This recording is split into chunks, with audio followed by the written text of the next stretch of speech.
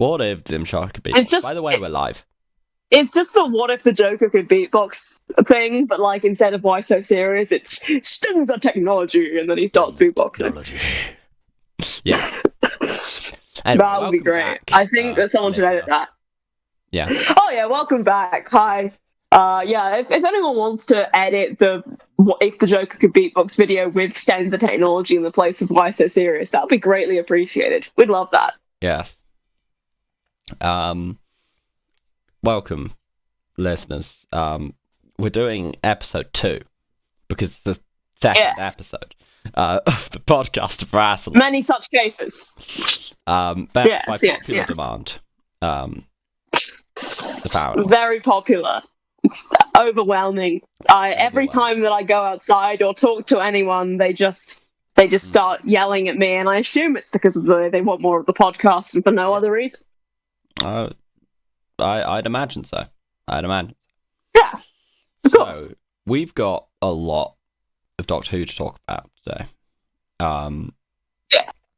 So, I don't think we need to do too much of an introduction before we move over. Yeah, you know us, so you know. We're the guys in the photo.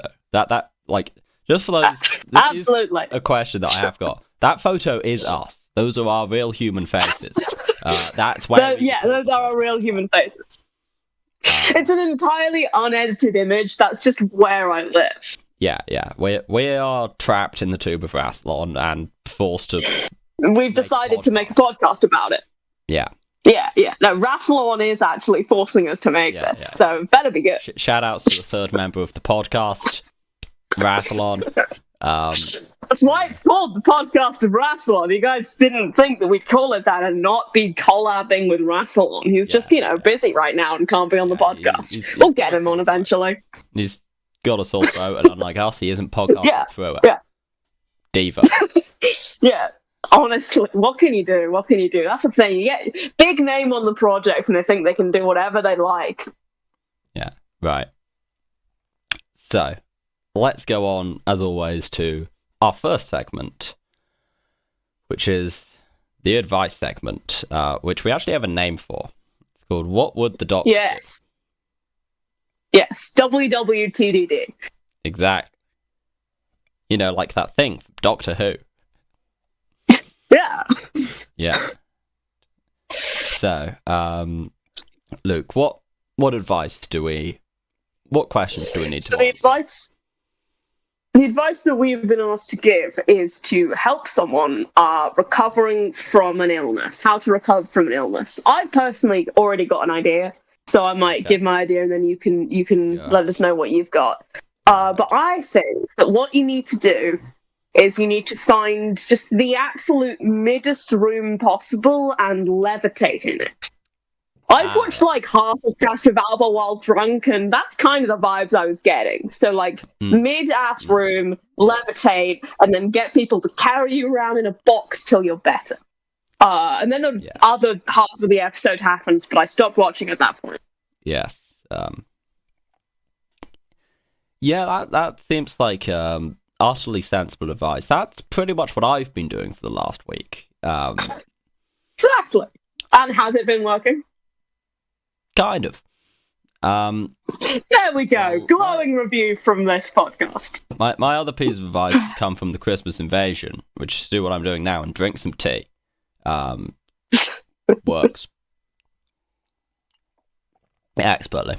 Hell yeah. Just have a nice cup of tea. Sort you right out. That's what I'd say.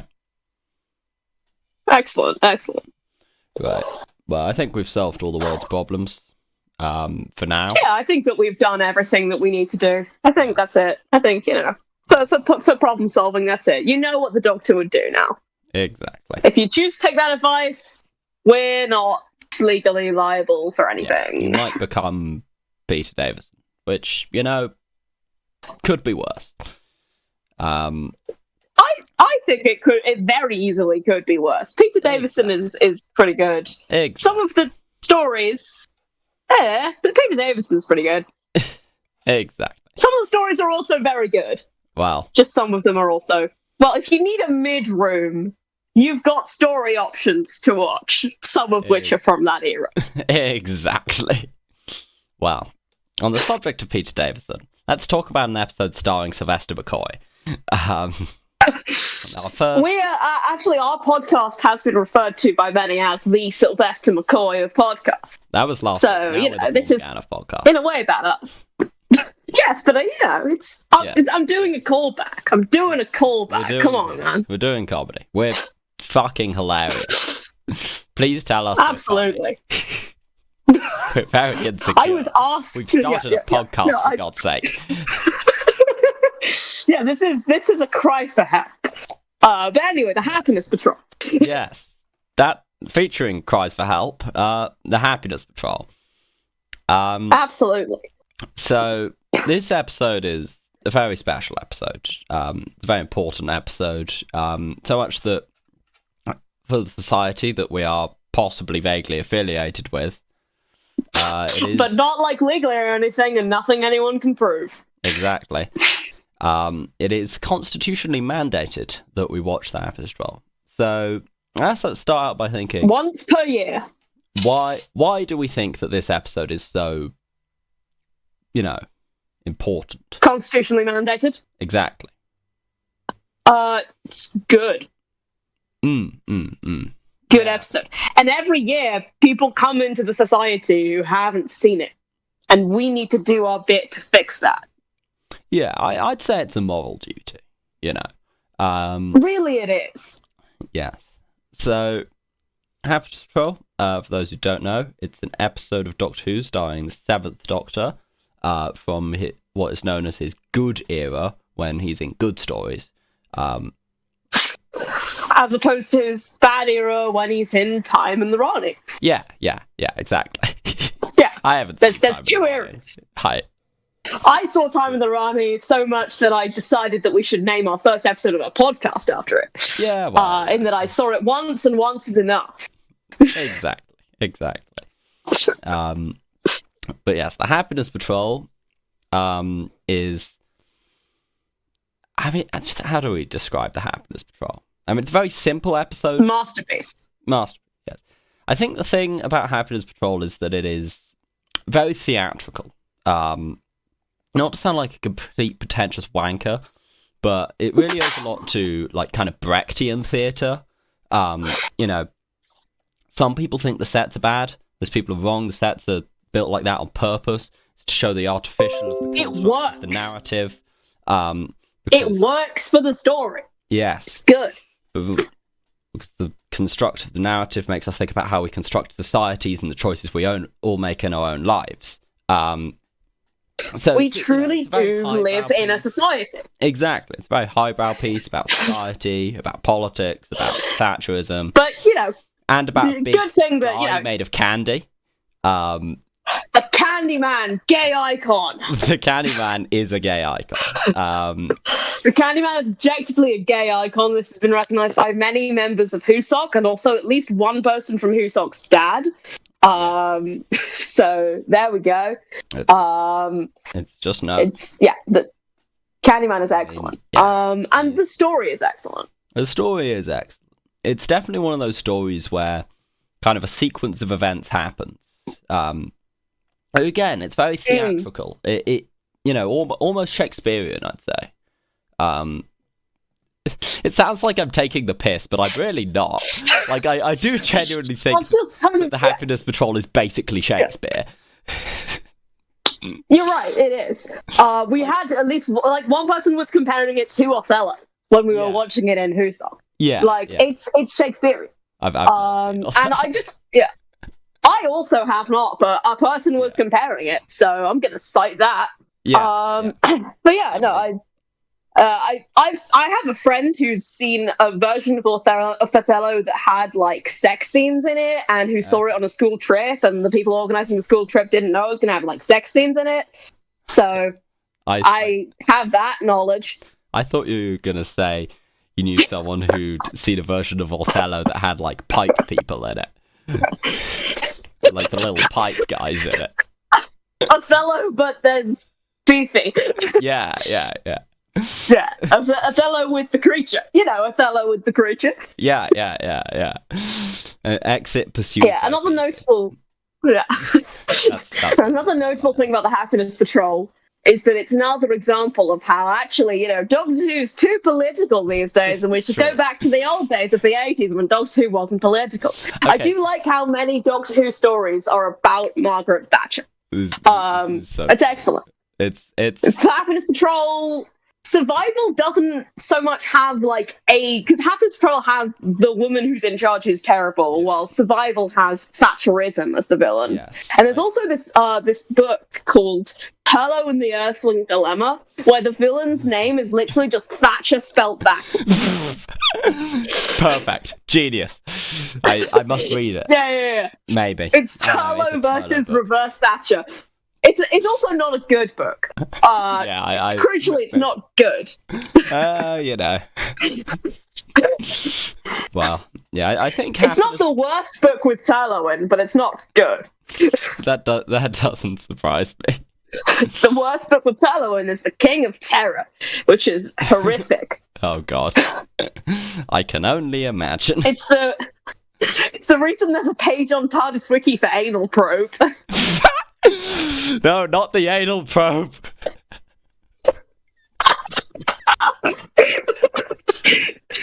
Yeah, Turlo doesn't have a great time in that book. He's not having a good day. It's not good.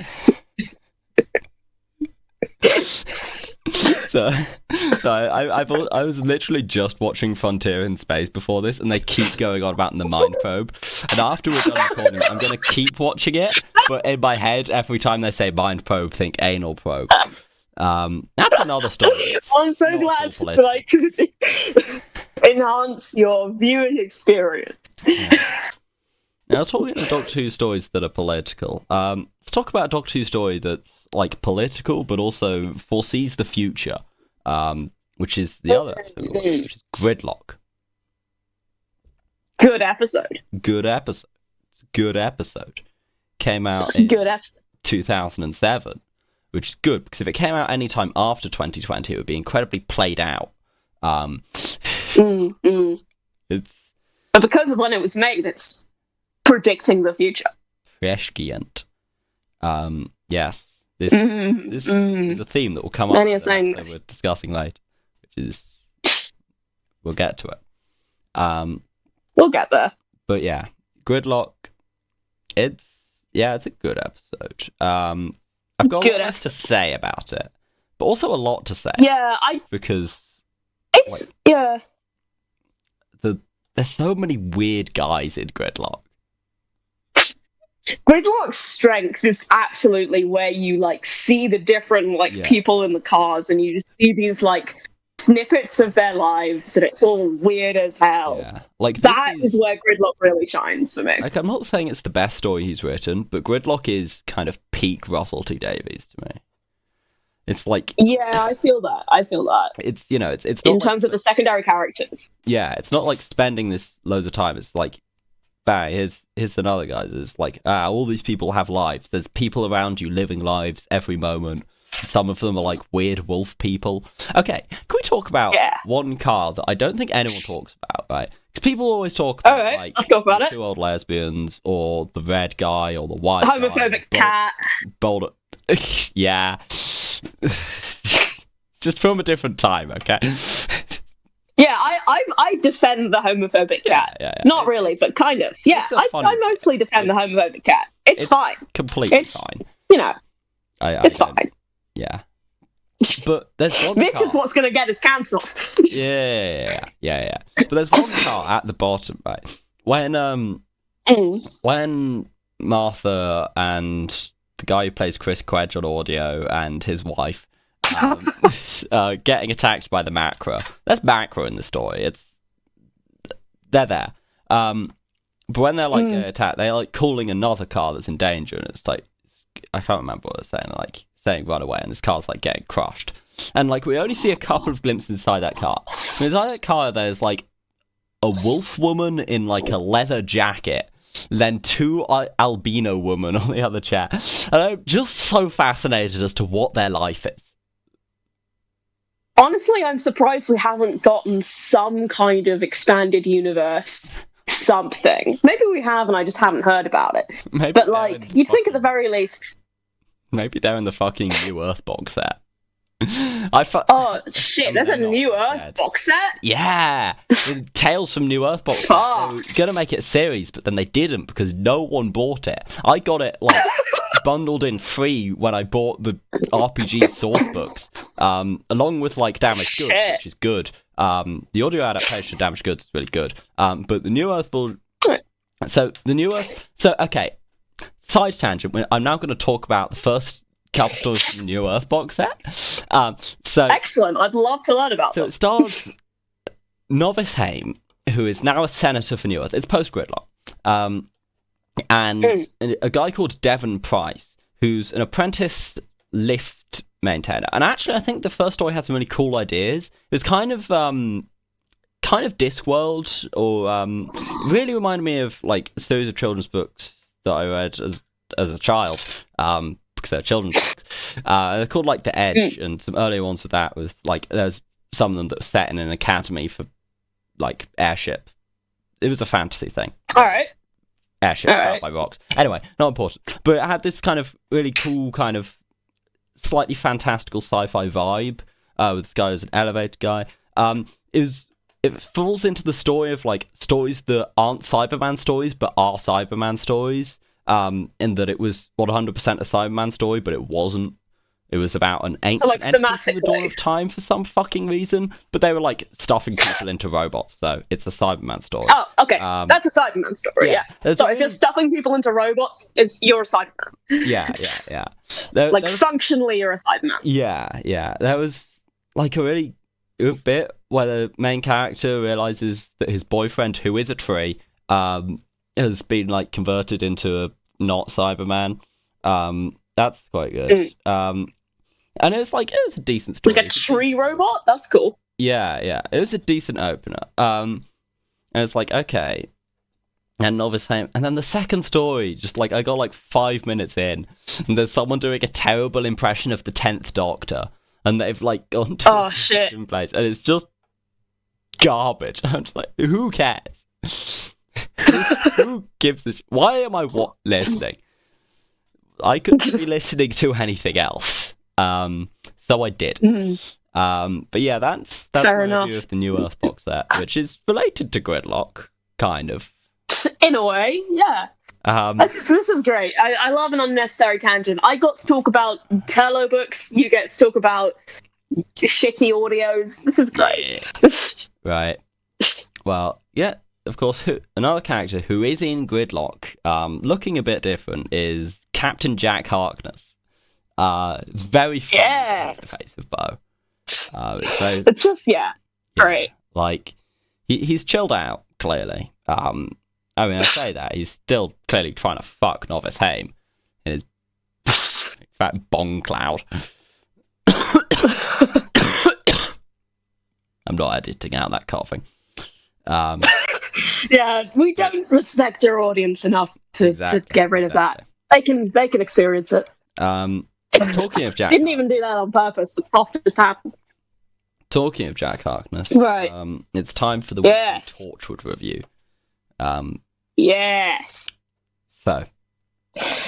Right. So I have watched some Torchwood. I have watched 2 episodes of Torchwood. So last time we were talking about Adam. This time we're talking about Reset. And is it Dead Man Walking that's after Reset? Yes.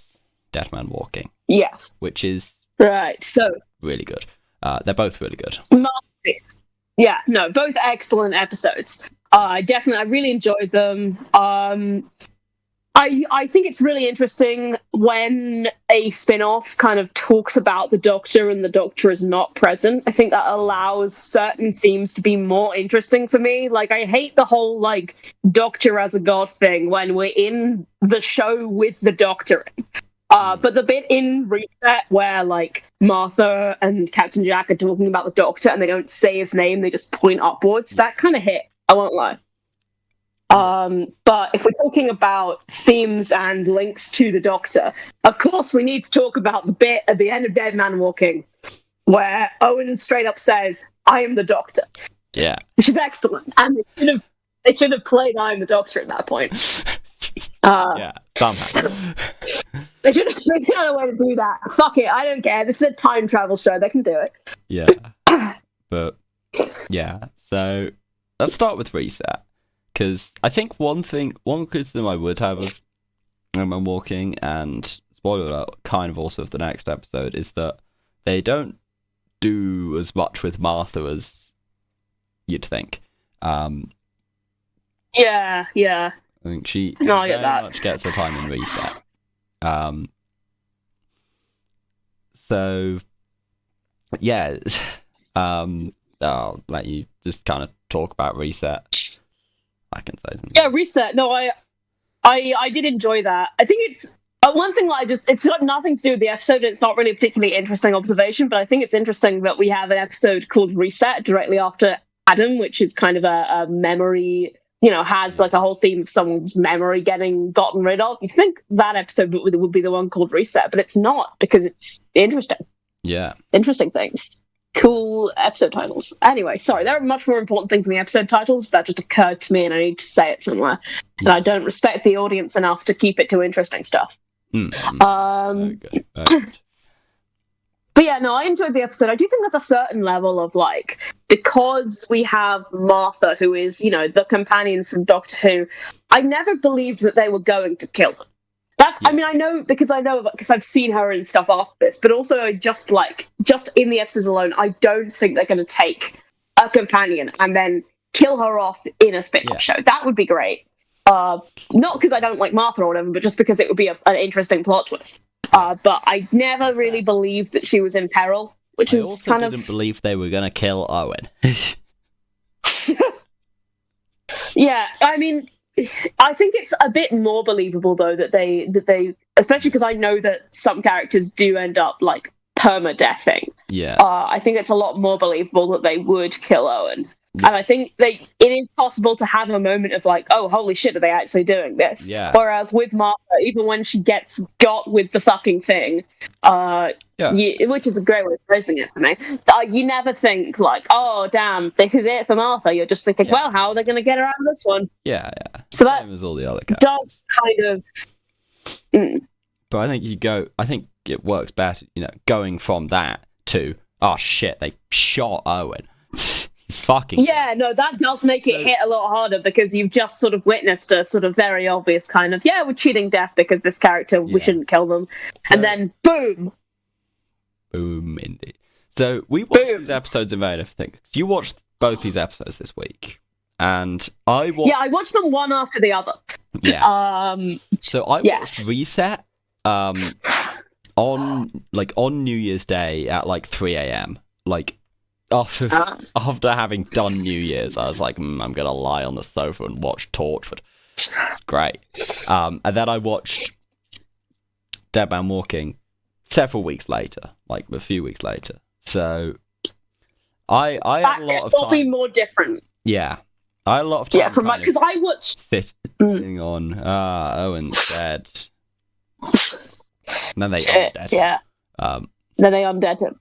I watched both of those episodes directly after a 9 a.m. class, actually. I should note this. Okay. I had a 9 a.m. class, and then I was like, okay, well, I've got a few hours before my next class. I guess I'm going to watch some Torchwood. So, I watched those two episodes back-to-back directly after a 9 a.m. Latin translation class. So this seems relevant. Yeah. Yeah, so I think before we just, go on to Dead Man Walking, I just want to talk about Reset. Fucking bugs and eyes. That shit. Eyes, especially. It's for me. No, eye stuff is. But then, I think is that I think the fear of bugs in my blood is a thing that I got from Doctor Who. So from some audio things I listened to as a child. We're going into the childhood trauma part of the podcast. But, oh god, that's great. Someday we'll talk about night terrors. Then we can really hit on the childhood trauma part of the podcast. yeah. But it's child trauma differently. I didn't watch it as a child. It's about me as a child, but we're not getting into that. We're not getting into that now. You have to subscribe to the Patreon for that. We don't. Oh yeah, Patreon exclusive trauma dump. Let's fucking go. Yeah. In which I just sit here. Would be hilarious. But yeah, reset. Adam and then reset is a very powerful kind of psychological horror into physical horror. Yeah. No, reset is very body horror for me in terms of especially when you found out what the situation is and how they've got this fucking bug in them, and that they that's going to fucking hatch out of them, and they're being forced to kind of carry this very kind of visceral body horror, kind of evoking unwanted pregnancy type stuff. So won't come up again in this series of Torchwood. Can't wait. Yeah, love that. I don't love that. It's bad. Yeah, I mean, it can be used well, thematically in terms of stories, but if we're talking horror that fucking gets you, for me that's that. So then, Dead Man Walking. I really like Dead Man Walking. I really like it. Really good. I think it's. I'm not sure if I prefer Dead Man Walking or Day in the Death, which we'll get to next week. They're both good. Yeah, Dead Man Walking's it contains what I believe to be peak Torchwood, which is the simultaneous kind of serious discussion of death and kind of really emotional character arc moments, and also at the exact same time you're seeing Owen Harper wrestle a skeleton. Absolutely, you need that 1-2 punch of themes and silly. It's moments that make me point at the screen and go, let's fucking go. Yes, that is what Torchwood is all about, because Torchwood is good. This is also the moment where I start really liking Owen. Because I'd been absolutely enjoying Owen. I mean, always, because he's a fun character to do stupid shit. But this is the bit where I'm like, yeah, it's Owen. Yep. Fucking mad lad. Yep. Absolutely. I love when you're watching an episode and you're that is so something that character would do, but taken to an extreme. And for me, that is the Owen versus the skeleton thing of that's peak Owen, and it's also peak generally. Yeah, it's phenomenal. I think that it is such a great way to do a character arc. Because there's a clear kind of direction that Owen's arc is going. His stuff with Chico, him learning to feel emotions. That's more of a series 1 thing. It's kind of going in a clear direction, and you don't plan that dying's going to be part of it. You don't think, that's the obvious next step is that he's going to die and become a walking corpse man. But that's the point. But it works so well. Yeah, and in terms of... It fits so well into it. Torchwood, I think... Torchwood does a lot of talking about death. It's really the thing it has the most on its mind, I'd say, is kind of death, living beyond death, and what that does to the mind. I mean, obviously, you've got Jack constantly. Yeah, I do think any spin-off that has any show that has Jack so prominently will have to concern itself with those themes. But I also do think that that's kind of a natural conclusion of being a spin-off of Doctor Who, which also has so much in terms of the themes of living forever, coming back to life, all this. It's why the Lazarus Experiment is so good. But we're not talking about the Lazarus Experiment right now. I think also Torchwood is very deliberate. It's very hard to remember that Jack being immortal was something that was introduced for Torchwood, and the first episode is Resurrection Glove, it starts off with that. It's like, this is clearly a statement, and this isn't just a show that's exploring death because it like has to. It wants to say stuff, and it gets very close to talking about what death is actually like, but never quite in a way where you're certain. But it's definitely I think that's good. Yeah. That it isn't super certain about it, because I think that if it tried to go for like a super certain thing, I think that would kind of take away from the Torchwood of it all, if that makes sense. Like that's just, it's not that kind of show. Yeah. It's good, and I do think it's slightly like the second resurrection glove for the other hand. Great. Yeah, that's it's a pair of gloves. You need two of them. Makes sense. Exactly. Again, very Torchwood in that it's like kind of silly, but makes total sense. Yeah. That we open up the episode with like this Indiana Jones bit. Jack's like, I've got to go and find the second resurrection glove. Yeah. No, I think it's good. I think it leaves a lot kind of hanging and not said explicitly. And I think The Day and the Death is an interesting kind of cap off to this kind of small trilogy in the middle of series 2, and looking forward to talking about it with you. Probably. Yeah, I'm looking forward to watching it. Right. So let's move on to the post-Husok segment of the podcast. Yes, the post-Husok, which is, our domain that we own legally. And week, after our excursion last week to watch Curse of Fenric, we're back on our 13th Doctor watch through. Absolutely, and the 13th Doctor episode that we watched this time is quite on brand for the other episodes that we watched before it in actual Husok, because it's also a dystopia. Yeah, it's Orphan 55. Let's go. Orphan 55. It's an episode. It's decent. It's fine. I think it's decent. I think it's pretty good. I don't have an awful lot to say about Orphan 55, I'm going to be totally honest. I think a lot of people... I had a pretty fun time watching it. I enjoyed it, mostly. It's not, it's not going to win any awards. It's not, I like the Dregs. I think the Dregs are cool.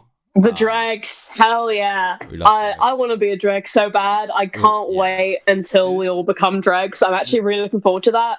Yeah, this is the issue with the episode. It's like, oh no, don't do global warming or you'll become a Dreg. But I'm just like, nah, I'd clearly be a Dreg.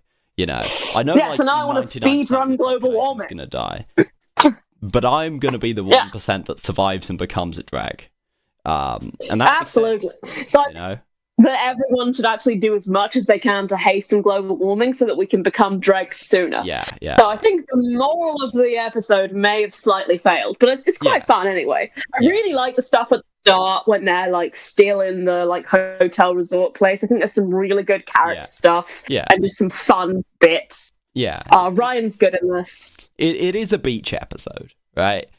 It's a beach episode. It's a decent beach episode. It's like, we're gonna go around. Ryan's gonna deploy the trademark Ryan Riz.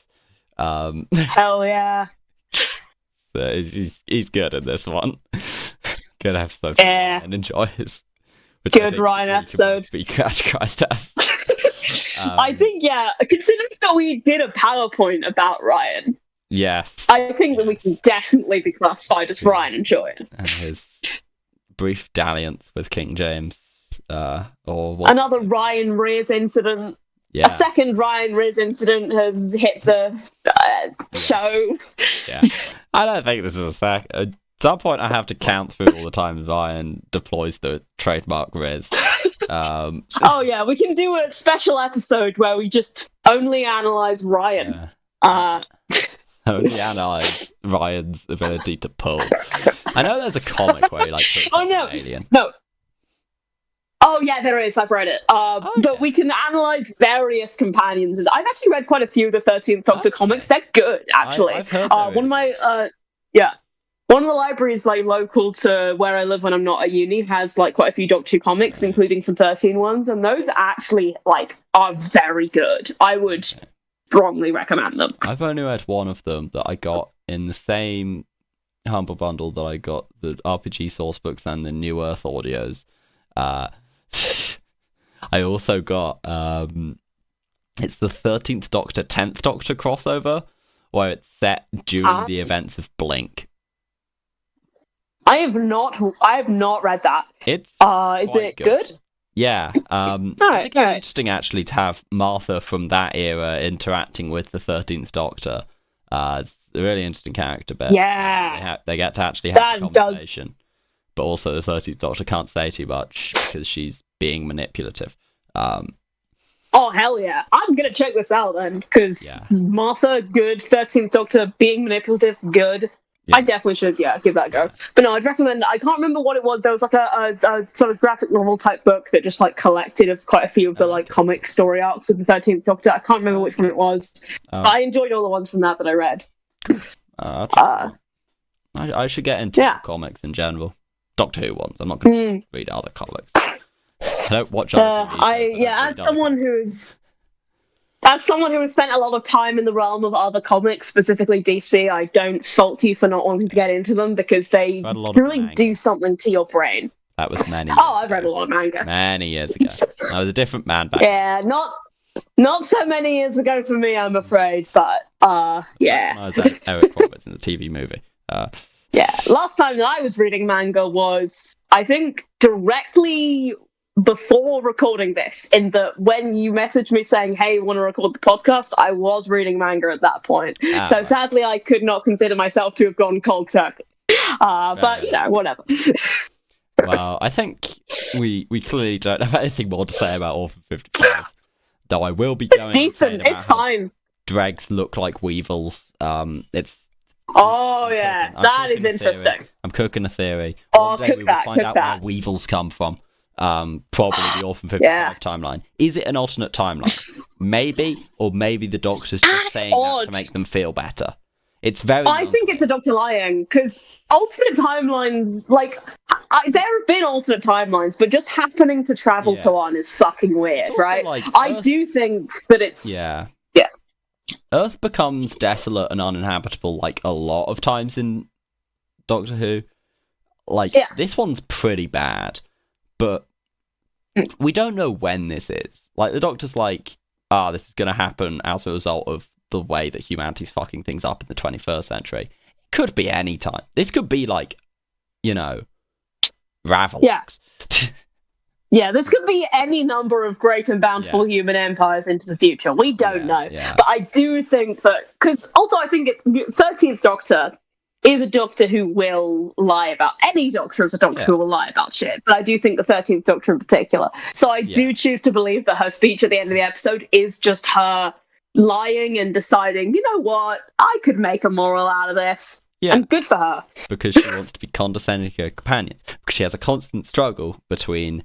the wanting to be part of the family, be equal, and the fact that she is clearly in charge and will talk down to them.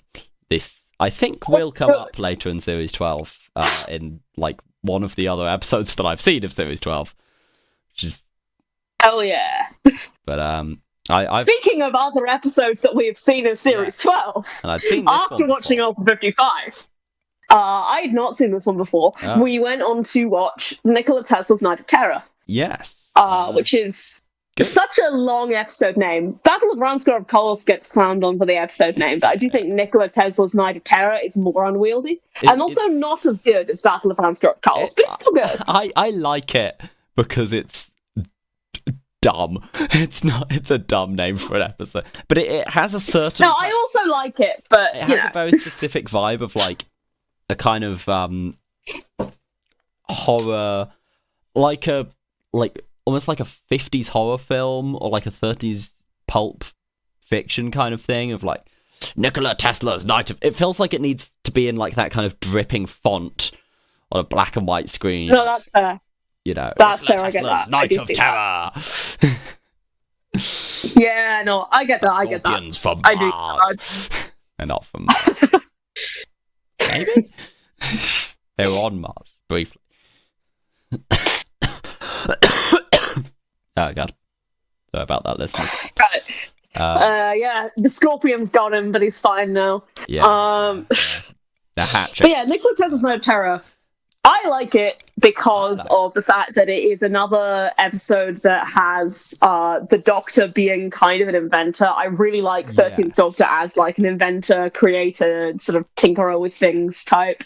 Yeah. That's really good. Yeah, I think that's a great bit of her character that shows up. I don't know. I think it's used well in a lot of stories. It comes up quite a bit. Yeah, I like it. It's good. It's good. It's a cool bit. Obviously, it's a bit that the Doctor's had for forever, or at least the 70s. Yeah, I think the way that it's kind of really emphasized in the 13th Doctor era is good.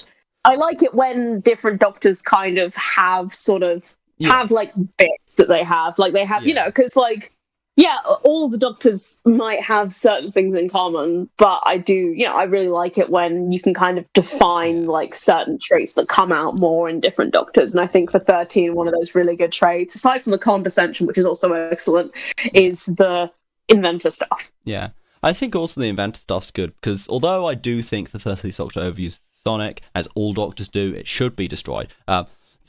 Yeah. Like, I think but she doesn't use it to solve the plot too much, because you've got the inventor thing, you get a lot of her, whipping up a fucking gadget that solves the plot, which is and that's cool. Better. Right? That is better because you get the process of making the gadget as opposed to just pull the thing from your pocket, solve the plot. Yeah. But Nikola Tesla's Night of Terror. So, yeah, big fan of the Skithra, right? Skithra. Hell yeah. Those are really good. I think, it's obviously, it's a nice kind of allegory. Like, you could say it's, obviously they're in the story, the allegory kind of Thomas Edison and kind of idea of capitalism generally, yeah. Yeah, but also kind of imperialism, which obviously, and these things.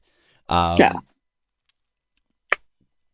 I think they're interesting. And I think they're really cool. I think they work well for that.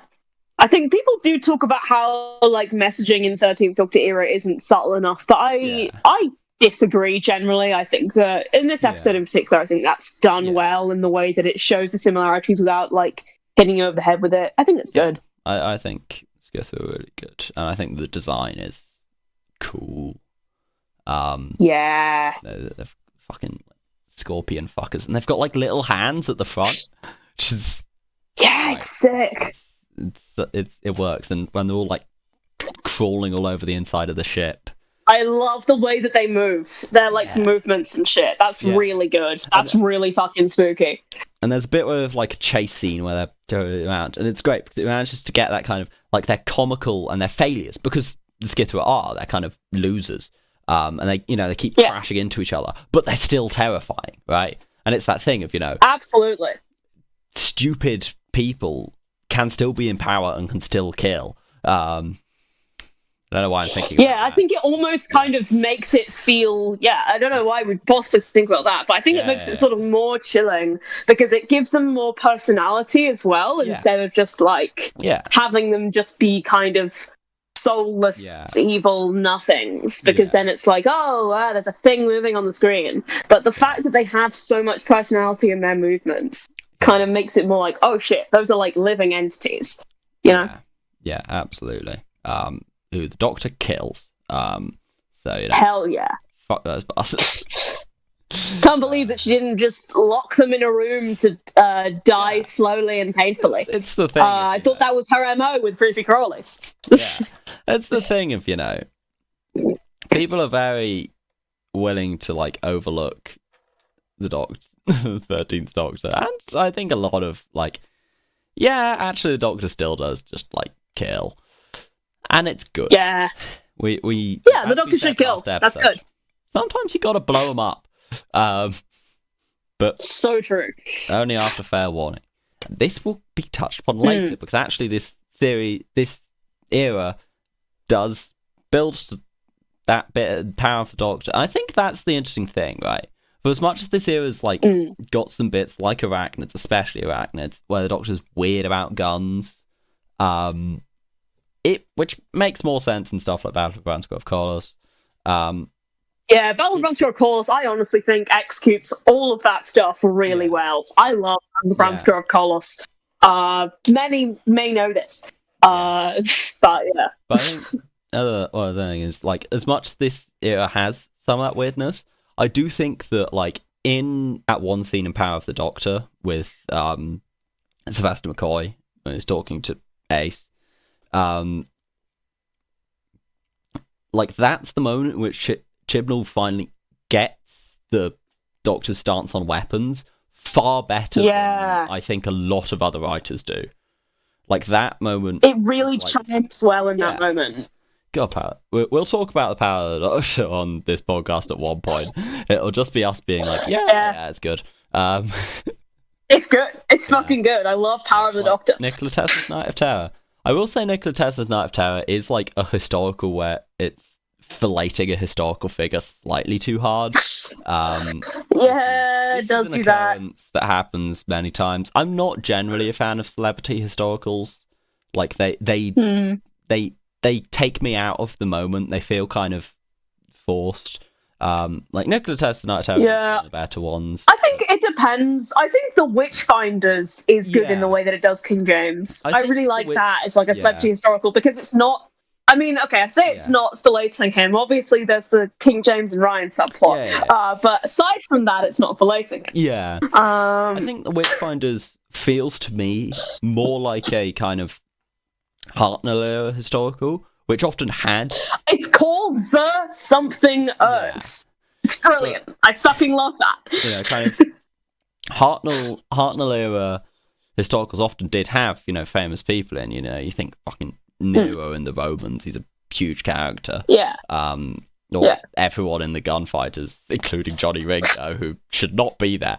But even though Johnny Ringo shouldn't be there, historically, accurately, he feels like he's part of the place and the time rather than... Yeah, instead of it being just like the place and the time is part of him. Yeah. If that makes sense. Like, it's about going back to that time and happening to meet people who also can be portrayed as, you know, negatively. And not necessarily just like, as opposed to like, we are going to go and meet this figure. I do think, you know, a lot of people really like the Vincent the Doctor episode. I think that it is a fairly, you know, significant example of them just filleting a historical figure. I think it's not terrible or anything. I like it well enough, but one of the better ones in some ways. I mean, there's other issues with it, but like, fair enough, because it's, you know, I think,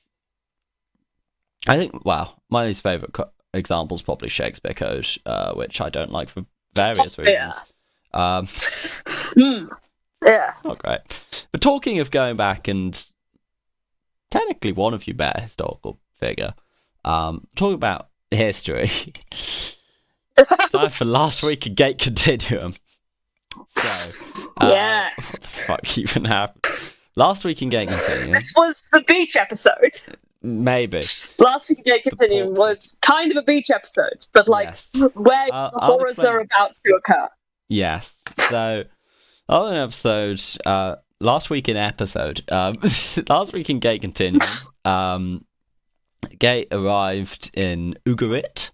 So this is a real place. It's in Syria. It's now a ruin. But it's one of the cities at the height of the late Bronze Age. And this is a story about the Bronze Age collapse, which is a thing that happened in history where the Bronze Age collapsed.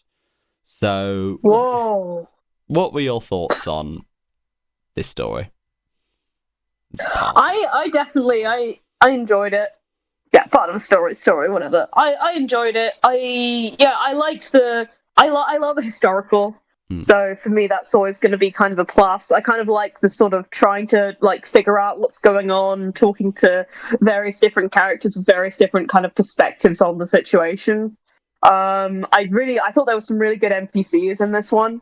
I think I've mentioned this to you. I really liked the way that those were. This one has women in it, which is amazing. This is the first gay continuum story this series that's got women in it. We're like, what, fourth or fifth story? Fuck, I don't remember. So hard. Days. And yeah, we finally got, they're not 2 whole women. We've increased the woman count this series from 0 to 2. There's a lot of crowd Maybe NPCs more in the crowd. whose genders are not specified, and you just assume are men because, they sound like this. Because every NPC sounds like that. Feminine voice. Yeah. What do you want? That's also what the curse. NPCs this week sounded like. Most of them, if not all. Yeah. They're all it's got, fine. Like, plague and shit. There's a flu going around Ugarit. What can you do? Yeah. That's one of the symptoms of the Bronze Age collapse, or causes. I don't know. Yeah. Yeah. So. Yeah. Has anyone considered that the Bronze Age actually just collapsed because everyone was feeling a bit unwell, and then one thing led to another? Yeah. No. Historians should really think about that. Yeah. I think they might have. Well, probably, yeah. But I've decided I invented it, so I get props for it. You know? So next week we've got Monsters from the Sea, where you're going to meet the sea people. Sea people. What are you thinking? I'm not going to confirm anything here, obviously, but what are you? What am I thinking? With the sea people. It depends, because the way I think it's been really interesting the way, like, finding out about the sort of rumors around the sea people from NPCs, in that it's been kind of unclear because the ways in which rumors can be exaggerated or warped, whether these are just like regular people from the sea who are just very good at burning down towns, or if this is not going to be a pure historical and there's some weird shit going on. So for me, it's somewhat uncertain. Good.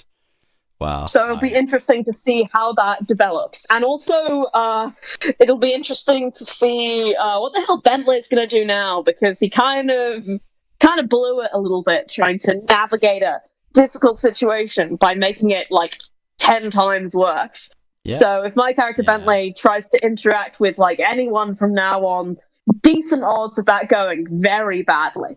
Yeah, Bentley's very much in the worst position. Well, he's in the outwardly worst position, but Grey Fox is now talking to the king. Isaac, Grey Fox has made an appointment with the king. What they're doing. Yeah. I mean, Duncan, especially Duncan, on account of not having been there. Yeah. I forgot exactly what his said. Yeah, doing something off screen. But yes, it'll be interesting. Yeah. I'm. It's very much a kind of set up a load of things and see how they play out kind of session. You know, I've not got the strict plot. Hopefully, you'll survive. We'll see. Bentley may get killed by an angry mob because his response to someone trying to mug him was to declare himself an envoy of the gods, and that went just as badly as one might expect it to. Yeah. But you've got to defend the gold outfit, okay? You've got to do anything you can to defend the iconic Bentley Mavrock outfit, up to and including heresy. And setting off a grenade. Yeah. I strongly believe that when Bentley inevitably is killed, it will be the fault of the gold outfit. Oh yeah, but we maintain the bit nonetheless. That's what real commitment to the bit means. Exactly. It's good. And it's like, I bought the gold outfit. I can't let Bentley lose the gold outfit, because then I'd have to go back to wearing regular clothes, by which I mean a suit of a different colour, to get continuum sessions. I can't just give up on the bit so soon. I know. This is a physical, real bit that I've spent physical, real money on.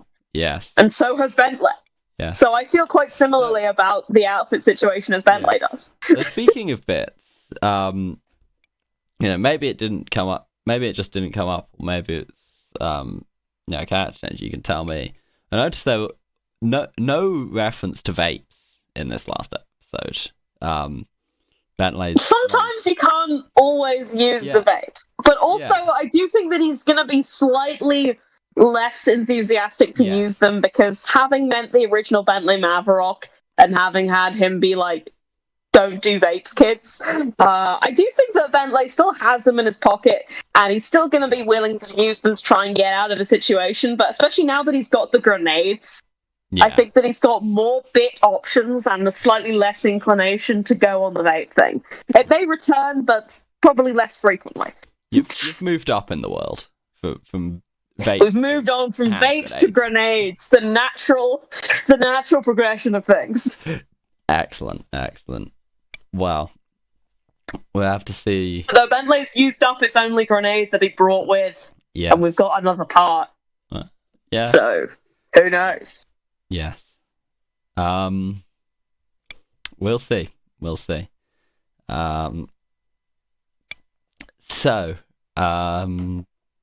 to see what happens in the next part of Gate Continuum. Yeah, Gate Continuum. I bet the podcast listeners will be so excited to find out what happens in this TTRPG session they're not involved in. Yeah. It's like we're doing like an actual play, except not. It's an actual play recap. It's like listening to it's an actual play recap podcast that's not involving the actual play. Yeah, it's it's like the radio where they just give like the football scores. Right? They don't give the live event. It's just the scores. Sports commentating that's happening posthumously. Yeah. We've been running for like nearly an hour. All right, extra length podcast. Let's go. The people will love this. At this rate, we're going to keep doubling in length every week. 2-hour podcast next time. Who's looking forward to it? Not me. I might edit it. I might edit this one. Who knows? Oh, come on! People need to know about the anal probe situation. This is important. It's true. Do we have anything more? And the New Earth box set. We need to tell the people about the New Earth box set. Yep. All of that staying. As is everything else, including the bits where I've coughed directly into the microphone. I ain't editing this shit. Do you have anything else to say? Yeah. Orphan 55. Overhated and decent. Happiness Patrol still a masterpiece. Torchwood good. Yes, my thoughts exactly. Goodbye, shitlords. Farewell, fuckheads.